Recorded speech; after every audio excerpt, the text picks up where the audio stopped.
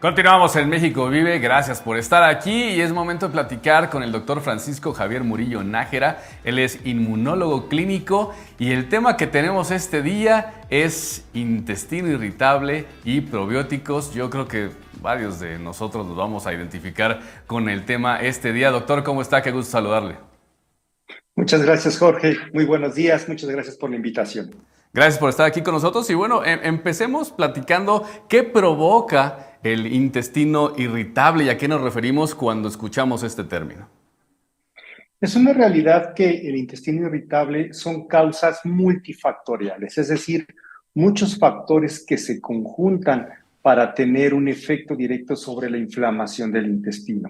¿Qué factores pueden ser estos? Desde factores dietéticos que nos ayudan a favorecer la inflamación intestinal por una mala digestión o porque nos cueste trabajo hacer la digestión, y los factores específicamente del estrés. Básicamente también el estrés, las situaciones emocionales suelen afectar a cierto grupo de personas, y provocando inflamación intestinal, irritabilidad intestinal, que evidentemente conlleva a múltiples molestias en el individuo y afecta su calidad de vida. Como mexicanos y conociendo la alimentación que normalmente llevamos, no digo que todos, no hay que generalizar, pero sí es muy común que pues, nos echemos unas gorditas o la tortita. Y sumado a esto comentaba, doctor, el tema del estrés. Ahorita si quieren nos adentramos en el tema de la comida. El estrés, pues realmente hablando en específico Ciudad de México, dependiendo de dónde nos vean en qué estado de la República, habrá pues menos tránsito en las calles. Pero Ciudad de México, si algo nos puede llegar a estresar es el tráfico. Esto también, sumado con el estrés que se pueda tener laboral, puede sumar entonces a tener este intestino irritable, doctor. Por supuesto, cualquier situación emocional negativa, nociva, en algunos pacientes, en algunas personas, no en todos, eso sí es un hecho, ¿eh? No todos quienes sufren de estrés suelen padecer intestino irritable, o el órgano blanco suele ser el intestino. En algunas personas es el estómago, inclusive gastritis, inclusive, o la cabeza, el dolor de cabeza tensional, la cefalea tensional. Pero sí, efectivamente, cualquier situación emocional negativa que nos induzca estrés, que puede ser laboral, escolar, familiar o inclusive vial, claro que puede afectar sobre el órgano que es el intestino y generar un intestino irritable. Uno de los principales síntomas, ya comentaba, sería este dolor abdominal, que nos podamos sentir como inflamados. Ahí es como podríamos decir, obviamente hay que acudir a un médico, siempre lo vamos a mencionar, pero podemos decir, híjole, yo creo que tengo el intestino irritable. Básicamente sí, es esta sensación de plenitud, de distensión abdominal, pero acompañado sobre todo de dolor. Es el síntoma más característico y clásico, e inclusive la principal causa de atención médica, el dolor, la famosa colitis que refieren los pacientes en situaciones ya de este tipo. Claro, inclusive puede haber estreñimiento, o en algunos casos puede haber diarrea, inflamación abdominal, dolor abdominal, o inclusive hasta muchas veces mal aliento por este intestino irritable. ¿Hay algunas dietas que podrían provocar este tipo de problemas? Porque ahora está muy de moda ya con las redes sociales. Hay muchos expertos y especialistas, lo pongo entre comillas porque no lo son, pero que recomiendan un montón de dietas, que keto y un montón, ¿no? Que ni siquiera recuerdo todos los nombres. ¿Alguna de estas podría provocarlo? Es decir, en lugar de que nos esté beneficiando, nos está afectando. Sí, es indudable que la dieta tiene mucho que ver sobre la función intestinal y la predisposición a desarrollar el intestino irritable. De entrada, la dieta, como bien dices, Jorge, del mexicano, a base de irritantes, y hablamos de chile, hablamos de grasas y hablamos de bebidas edulcorantes como refrescos y jugos, son mecanismos, son factores que contribuyen al intestino irritable.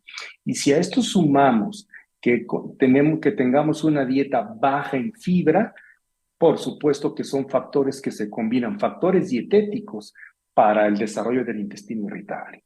¿Qué alimentos podríamos encontrar fibra principalmente, como para que la gente diga, bueno, yo creo que estoy sintiendo esto y si bien no me voy a automedicar, pero tal vez sí puedo empezar a comer de diferente manera? ¿Cuáles serían a lo mejor 3 alimentos que usted nos recomendaría, doctor? Básicamente la verdura con hojas verdes, lechuga, espinacas, acelgas, básicamente es la fibra que podríamos utilizar más comúnmente y que tenemos a la mano. El germen, por ejemplo, también los germinados nos pueden ayudar bastante a favorecer este efecto de fibra en nuestra dieta. Y evidentemente, por supuesto, el consumo importante o adecuado de agua. De agua. Y también algo que he escuchado últimamente, y de hecho los consumo ahora, son los probióticos. Esto nos podría también ayudar a atacar este intestino irritable. Platíquenos primero qué son los probióticos y después cómo nos ayudan y si nos ayudan para este problema en específico. Claro que sí, Jorge, y creo que abordas un tema de suma importancia y muy interesante. Miren ustedes, los probióticos son bacterias benéficas para el organismo. Son bacterias que conviven inclusive con nosotros, con nuestros tejidos y que tienen efectos benéficos en nuestro organismo completo, ¿de acuerdo? Suelen alojarse, bueno, los probióticos son estas bacterias benéficas, pero vienen a componer o a ser parte de algo que conocemos como microbiota. Entonces vamos a hablar de microbiota, ¿de acuerdo? La ¿Ok? microbiota suele estar presente en todo nuestro cuerpo, no solamente como muchas personas piensan, nada más en el tubo digestivo, no nada más en el intestino, no. Tenemos microbiota en la piel, en las mucosas respiratorias, inclusive en las mucosas genitourinarias, por ejemplo, la mucosa vaginal.